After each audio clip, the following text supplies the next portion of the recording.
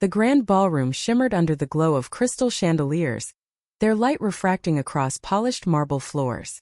Guests in tailored suits and elegant gowns clinked champagne flutes, their laughter echoing through the pristine hall. It was a wedding plucked from a dream, a spectacle of wealth and perfection. At the center of it all stood Eleanor Caldwell, radiant in her ivory gown, her smile a practiced mask. To the world this was her fairy tale. But as she glided down the aisle, her heart felt the weight of a truth no one else could see. The man waiting at the altar, James Warwick, was charming, successful, and the envy of every guest. Yet as he took her hand, his whispered words cut sharper than the diamond on her finger. "Don't forget who you are now, Eleanor. Stay in your lane." The crowd saw a perfect union, but Eleanor felt the chill of a contract, not a marriage. She had loved James fiercely once, back when he was a scrappy entrepreneur with big dreams and bigger promises.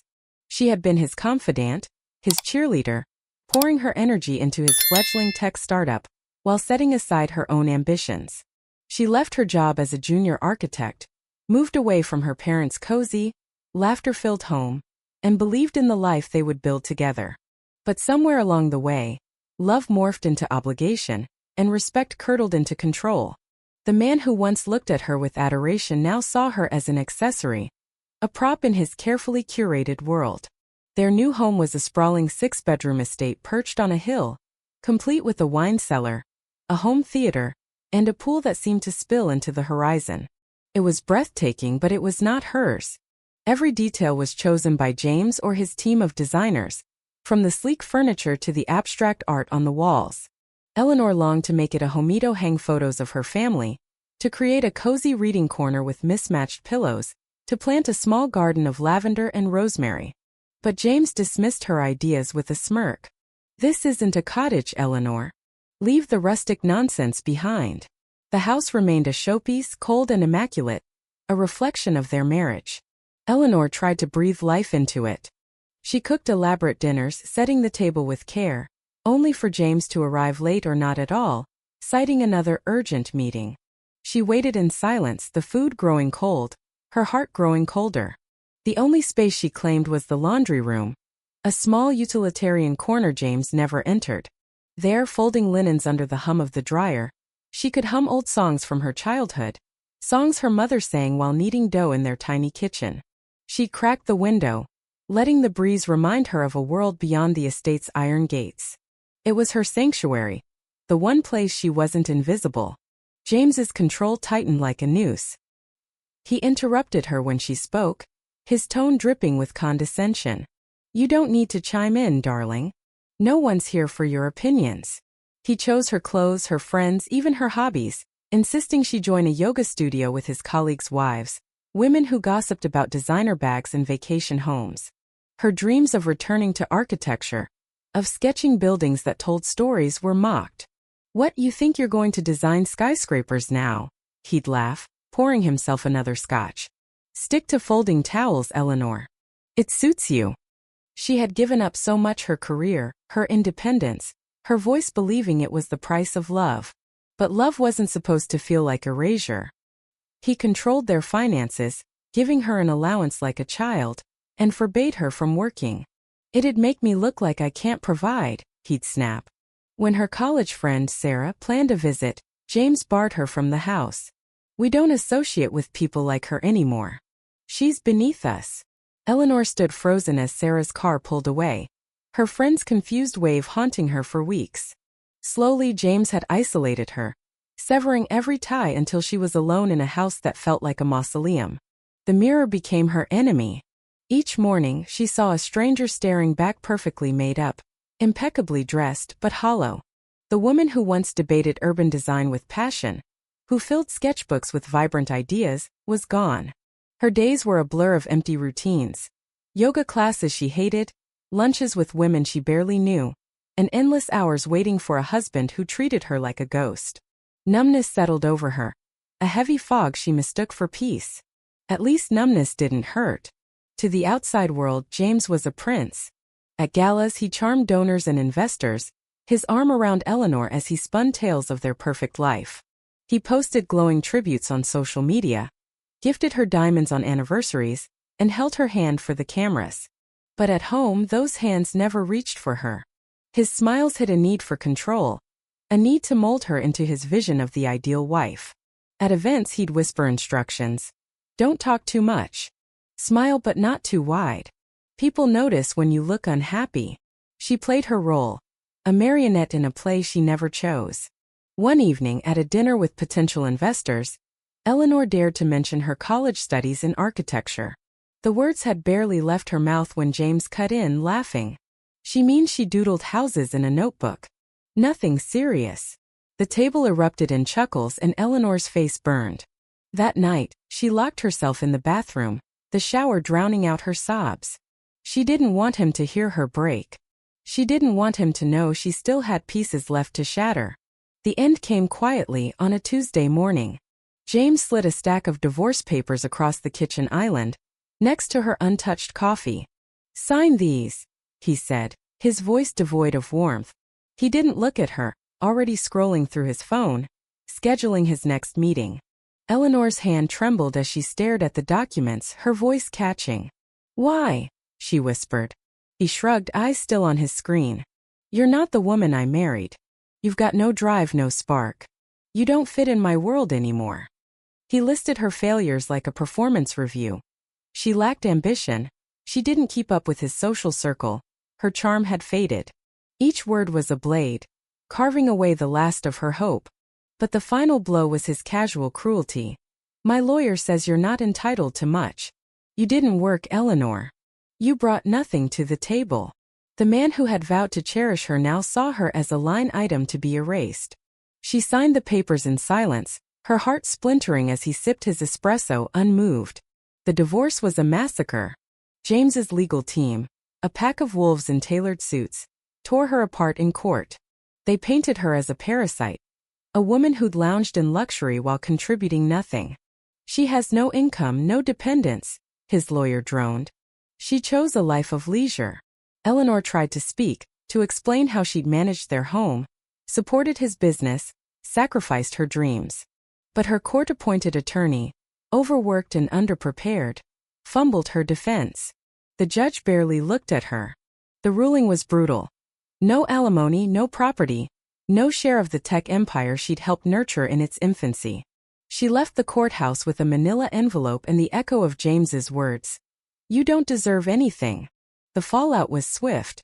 The condo they'd lived in, registered in James's name, was reclaimed within weeks. With no savings and no income, Eleanor scrambled to find a place she could afford. She landed in a basement apartment on the city's edge, a damp, dimly lit box with peeling paint and a faucet that dripped like a metronome. The first night, she curled up on a thin mattress, wrapped in a thrift store blanket, the silence louder than any scream. She had no marble floors, no ocean views, just a flickering bulb and the weight of her new reality. Her social circle, built on James's influence, evaporated. Friends she'd hosted for dinners, women she'd laughed with at galas, turned their backs. Some ignored her calls. Others sent vague texts, distancing themselves with polite excuses. We don't want to take sides, one wrote, as if her pain were a debate. Invitations to brunches and charity events stopped. At the grocery store, she overheard a former friend whisper, "She looks so ordinary now." Eleanor realized she hadn't just lost a husband. She'd lost an identity, a network, a world that valued her only as an extension of James. The electricity was cut off one frigid night, plunging her apartment into darkness. She sat by candlelight, her breath visible in the cold, and something inside her stirred. In the silence, she remembered who she used to be. Before James, before the mansion, before the numbness, she'd been a dreamer. She'd filled sketchbooks with designs for community centers, libraries, homes that felt alive. That passion hadn't died, it had been buried. She dug out her old laptop, its screen cracked but functional, and connected to the weak Wi-Fi from the cafe upstairs. She found free architecture courses online and began watching lectures, her notebook filling with ideas for the first time in years. A flyer on the apartment building's bulletin board changed everything. Local nonprofit seeks part-time admin. No experience needed. Her hands shook as she dialed the number, her voice rusty from disuse. The woman who answered, Marissa Vega, was warm and unpretentious. "Can you come in tomorrow?" she asked. Eleanor arrived in a plain blouse, clutching a handwritten list of skills she barely believed she had. The nonprofit's office was cluttered but welcoming, with mismatched furniture and a kettle humming in the corner. Marissa offered her tea and asked, "Why do you want this job?" Eleanor hesitated, then said, "Because I need to matter again." Marissa's smile was like sunlight. "That's exactly what we're looking for." The job paid just enough to keep the lights on, but it gave her something more valuable: purpose. She organized files, answered emails, and helped plan a fundraiser. For the first time in years, she felt seen. Marissa, a former marketing executive who'd left a toxic corporate job, saw potential in Eleanor. "You're not just capable," she said one evening, handing Eleanor a coffee. "You've got vision. You just need to remember how to use it." Marissa taught her digital tools: Photoshop, Canva, basic coding skills Eleanor hadn't touched since college. They worked late, laughing over takeout, and Eleanor's confidence grew with every spreadsheet she mastered, every flyer she designed. Through Marissa, Eleanor joined a women's networking group, a diverse mix of entrepreneurs, artists, and professionals. She listened to their stories, from single mothers launching startups to women escaping abusive marriages. Slowly, she began to share her own. "I lost everything," she admitted one night, her voice steady. "But I'm starting to find myself again." The women didn't judge. They nodded, some reaching for her hand. Her pain, she realized, was her power. Emboldened, Eleanor registered a small consultancy, Caldwell Creative, focusing on branding for small businesses and nonprofits. Her first client was a struggling bookstore, its shelves packed with charm but its foot traffic non-existent. She redesigned their logo, revamped their social media, and organized a poetry reading that drew a crowd. When the owner handed her a check, small but hers, Eleanor's hands trembled. She taped the receipt to her apartment wall, a quiet vow to herself: "I am not invisible." Referrals trickled in. A family-run diner hired her to modernize their menu and launch an Instagram campaign. She spent hours with the owner, a gruff but kind man named Leo, learning his story of immigrating with nothing but a recipe for pierogies. Together, they crafted a campaign that celebrated the diner's history, and soon lines formed out the door. Leo's wife, Anna, hugged Eleanor tightly. "You didn't just save our business. You gave us hope." Her next project was a cozy cafe owned by a soft-spoken veteran named Marcus. His coffee was exceptional, but the place sat empty. Eleanor immersed herself in the cafe's world, sketching ideas during late-night shifts, sipping espresso as she chatted with the baristas. She redesigned the logo, shot a video of Marcus sharing his journey from the military to entrepreneurship, and promoted live music nights. When a local influencer shared the video, it went viral. The cafe became a hub, booked solid for weeks. Marcus wrote a blog post titled, "The Woman Who Gave My Dream a Second Chance," and Eleanor blushed, unsure if she deserved the praise but certain she'd earned it. Her success caught attention. An invitation arrived to speak at a regional small business summit, a daunting stage filled with CEOs and investors. Marissa pushed her to accept. "You're not just telling your story," she said. "You're showing others what's possible." Eleanor spent weeks preparing, crafting a presentation about resilience, empathy, and authentic branding. On the day of the event, she wore a thrifted navy blazer, her hands shaking as she stepped onto the stage. The room fell silent as she spoke, her voice clear and unwavering. She shared how being underestimated had fueled her, how lifting others had lifted her. When she finished, the applause was deafening. Strangers lined up to thank her, one investor calling her pitch the most real thing I've heard in years. The summit was live-streamed, and as Eleanor mingled afterward, a familiar figure approached. James, impeccably dressed, stood beside his new wife, a polished woman clutching her phone. Their shock was palpable. "Eleanor," he said, his voice tight. You've changed." She met his gaze, unflinching. "I had to," she replied, then turned back to her conversation, leaving him in the silence he'd once forced upon her. Her inbox exploded after the summit: invitations to speak, collaboration offers, and messages from entrepreneurs seeking her guidance. Among them was a proposal from a startup incubator to lead a mentorship program for women re-entering the workforce after personal setbacks. The idea struck a chord. These were her people, women silenced, dismissed, but unbroken. She accepted immediately, pouring herself into the program, helping women rediscover their worth as she had. Months later, an embossed invitation arrived. A black-tie gala hosted by James's firm. Eleanor nearly tossed it, but something stopped her. She didn't want revenge, she wanted closure. She chose a sapphire gown, simple yet striking, and walked into the gala with quiet confidence. Heads turned, whispers followed, but she moved through the crowd unbothered, shaking hands and exchanging smiles. At the bar she saw James, his new wife clinging to his arm. He approached, hesitant. "You look different," he said. "Losing everything will do that," she replied, her tone calm. "It helps you find what matters." The MC called her name unexpectedly. A board member had submitted her story for recognition. Eleanor took the stage, heart steady, and spoke of the invisible labor of women, the strength in rising after a fall. "You can lose everything," she said, "and still find yourself, especially then." The applause was raw, heartfelt. James sat motionless, his face unreadable. As the night ended, he approached again, alone. "Maybe we could work together," he said, his voice slick with opportunism. "You've built something impressive." Eleanor stared, astonished, then laughed softly. "You told me I was nothing. I became something without you." She walked away, her heels echoing on the marble, leaving behind the man and the life she'd outgrown. Her story spread. A regional magazine featured her on its cover, the headline bold, "From Erased to Empowered, the woman who rebuilt her life."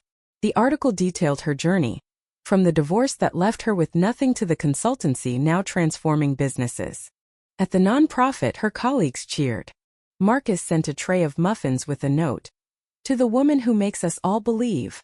Eleanor kept the magazine in a drawer, not for vanity but as a reminder of her resilience. One Sunday, she drove to her old estate, now for sale, its windows gleaming with staged perfection. She parked across the street, expecting pain but felt only calm. That house was a relic of a life that no longer defined her. Her real home was within the strength she'd earned, the purpose she'd found. At a high school outreach program, she spoke to young girls, their eyes wide with dreams and doubts. One asked, "How did you keep going?" Eleanor paused, then said, "I chose to believe in myself when no one else did. That was enough." Another girl whispered about her mother's struggles, and Eleanor knelt beside her. "Your mom's stronger than she knows. So are you." As she left the school, sunlight broke through the clouds, warming her face. Her bag bounced against her shoulder, her steps sure. She wasn't just surviving, she was thriving, lighting a path for others to follow. The woman once dismissed as nothing had become everything, not through luck or vengeance, but through the quiet, relentless act of choosing herself. If you were the one in this story, how would you react? Would you stand up and fight back, or accept the unreasonable pressure and control from the HOA? Share your thoughts in the comments below. And don't forget to subscribe, like, and share this video with more people. Your small action gives us the motivation to keep bringing you more intense and engaging stories. Thanks for watching, and we'll see you in the next video.